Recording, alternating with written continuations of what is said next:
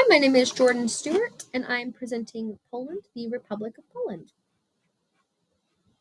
I'll start with its establishment. The country was created in the year 966 when a Slavic duke named Mijeko was baptized in the Latin Rite and married a princess of Bohemia to create the stateship of Poland as a Christian country under the Pope's protection. He was followed and ruled by his son and the first legitimate king in Polish history, Boleslaw the Brave. Boleslaw continued to spread Christianity among the Poles and attain territory for the Polish kingdom. Because Poland was established as a Christian nation, it meant that Poland was a part of Western Latin civilization and was almost immediately recognized politically by many established Christian kingdoms. It also inherited many practices of Western Latin civilization, including the ways they conducted law, education, and their architectural styles. Here I have the early timeline from the establishment of Poland to its golden age.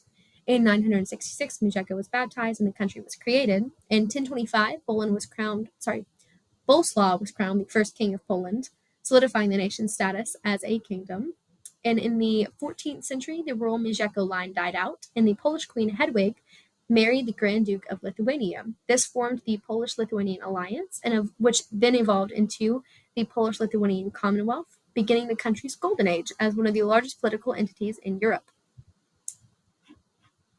In 1655 through 1660, there were the Swedish deluge invasions, in which the Swedish attempted to invade Poland in a clean sweep. However, this did not end well for the Swedes, and by 1660, most of the borders were returned to their pre-war state. The first partition of Poland occurred in 1772. This was the first of three. It had occurred because Poland was destabilized due to internal power conflicts, and Prussia, Russia, and Austria took advantage of this, partitioning to take 1/3 of Poland's total landmass. In 1792, in response to the 1772 first partition, the king at the time, Stanislaw, made several changes to the Polish constitution in an attempt to stabilize the country. This attempt failed, however, and resulted in further invasion in 1793, the second partition of Poland. The second partition was carried out by Prussia and Russia and further reduced the size of Poland to another 115,000 square miles. This partition led to an attempted national uprising by the Polish people. However, that was suppressed and directly led to the third partition of Poland, in which Russia, Prussia, and Austria absorbed what was left of Poland's landmass and population, and Poland ceased to exist. For 123 years, Poland was wiped from the map before they reemerged in 1918 when nationalism won out following World War I, and they were reallotted independence by the Treaty of Versailles. Here I have just a few more keynotes in Poland's history. On September 1st, 1939, the beginning of World War II, Hitler invaded Poland. The Nazi invasion overran Poland in less than 30 days and caused the death of following events caused the death of approximately 5 million Polish citizens. A fact here, Polish people organized the largest underground army in European history, the Home Army, while their government was under siege and unable to run their country. Following World War II, Poland fell under communist Soviet rule, victim to the Iron Curtain. And in the 1980s, Poland began a successful revolution against Soviet rule and established the Third Polish Republic. Here I have the geography of Poland. Modern-day Poland sits in the center of Europe, bordered by 7 countries, and its capital is Warsaw, located in the center of the country. It's the 7th largest country in Europe in both area and population. Its climate includes severe weather in winter down to negative 22 degrees Fahrenheit, and summers are moderate, reaching about 98 degrees Fahrenheit. The terrain is primarily flat with some mountains in the southernmost region and seaports in the northern region, which are very important. Here you see the Baltic Sea.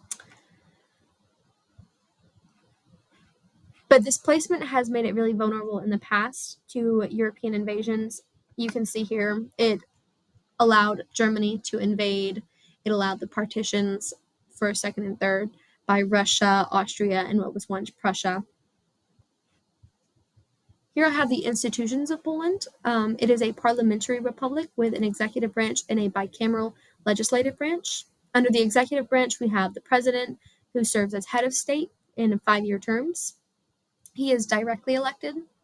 The prime minister is appointed by the president, and he serves as the head of the government and head of council of ministers.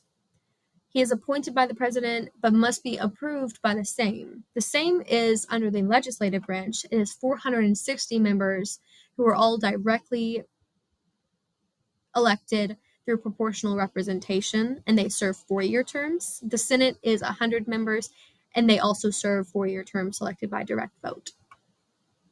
Here I have some photos. There is the president who entered office on August 6th in 2015, Andrzej. Here I have Donald Tusk.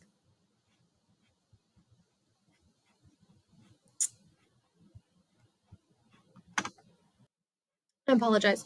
So I just double checked. The Polish president entered office on August 6th of 2015. They do get a 5-year term, but they are allotted one re-election, and so he is in his second right now. In the prime minister, we have Donald Tusk, who entered office December 13th of 2023. He had previously held the post from 2007 to 2014. Down here I have a picture of the Council of Ministers, who, like I said, are designed by the Prime Minister, approved by the President, and then approved by the Sejm. Here is the Sejm. They hold elections, and the Polish Senate both hold elections every 4 years. Here I have the division of the administration locally. So this is going from the national government down to local municipalities. The voivodeship, similar to provinces, exist in 16 bunches. They are the black lines. Then we have the powiats, which are similar to counties. There are 380 of these. And the gminas, similar to municipalities, there are 2,478 of them. There is some overlap between the counties and municipalities, as some cities are large enough to be considered powiats, so they fall under both categories. So my keynote here is in Poland survival. This is a deep dive into one of the historical events, as well as what I want you to take away from this presentation. Poland's survival is frankly remarkable. The fact that it has been completely written off the map twice in history, once for 123 years, is absolutely astonishing.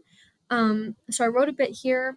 The nation of Poland has uniquely been destroyed twice in European history, and by destroyed, I mean decimated. Once being completely overrun by foreign interference during the Cold War, and of course the partitions, which occurred in the 1700s. The country has persevered through the dedication of Polish nationalism alone. Following the Polish partitions in 1795, the country ceased to exist, like I said, for 123 years before reemerging. During this time, the countries which seized Polish territory practiced suppression and denationalizations of its citizens, yet all still failed to stop the Polish people from conserving and spreading their language, culture, and history. During this phase, in particular, no official Polish government existed. Instead, Polish people alone kept Poland's existence alive. There was a story that I read about I think he was a map maker, or at least it was a hobby of his, because during World War I, it was this man who created a map which showed the size reduction of Poland prior to its complete wiping in the 1700s. And somehow, despite the repression of Polish people and the history of Poland, this map was spread. He had to go into hiding to avoid being put in jail for creating the map. This map made its way to the United States, and Woodrow Wilson saw the map, which is initially when he started talking about bringing Poland back following World War I.